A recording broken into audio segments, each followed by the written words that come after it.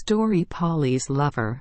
In about the middle of this century, a withered woman of 90 was buried from a now deserted house in White Plains, New York. Polly Carter, the name of her, but Crazy Polly, was what the neighbors called her, for she was eccentric and not fond of company.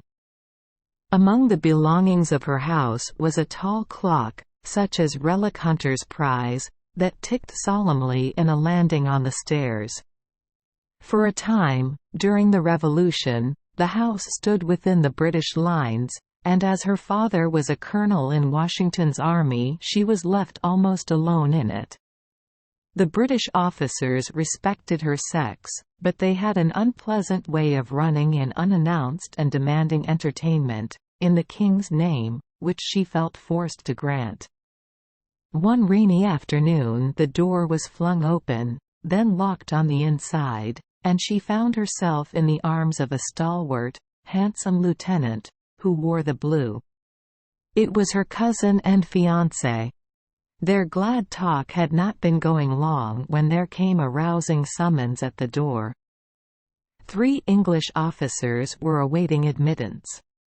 Perhaps they had seen Lawrence Carter go into the house, and if caught he would be killed as a spy. He must be hidden, but in some place where they would not think of looking. The clock. That was the place. With a laugh and a kiss, the young man submitted to be shut in this narrow quarter, and throwing his coat and hat behind some furniture, the girl admitted the officers, who were wet and surly and demanded dinner. They tramped about the best room in their muddy boots, talking loudly, and in order to break the effect of the chill weather they passed the brandy bottle freely.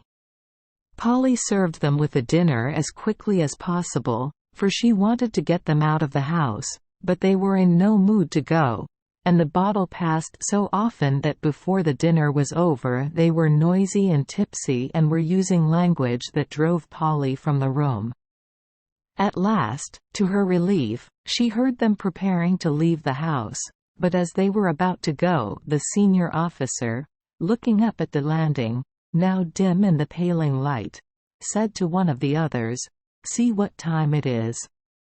The officer addressed, who happened to be the drunkest of the party, staggered up the stair and exclaimed, "The D thing's stopped." Then, as if he thought it a good joke, he added, "It'll never go again." Drawing his saber, he gave the clock a careless cut and ran the blade through the panel of the door. After this the 3 passed out. When their voices had died in distant brawling, Polly ran to release her lover. Something thick and dark was creeping from beneath the clock case. With trembling fingers she pulled open the door, and Lawrence, her lover, fell heavily forward into her arms, dead. The officer was right, the clock never went again. Thank you for joining us for today's fairy tale. We hope these stories bring joy and meaning to your day.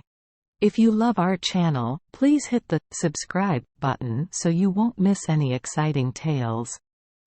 Wishing you a good night and sweet dreams. See you in the next story.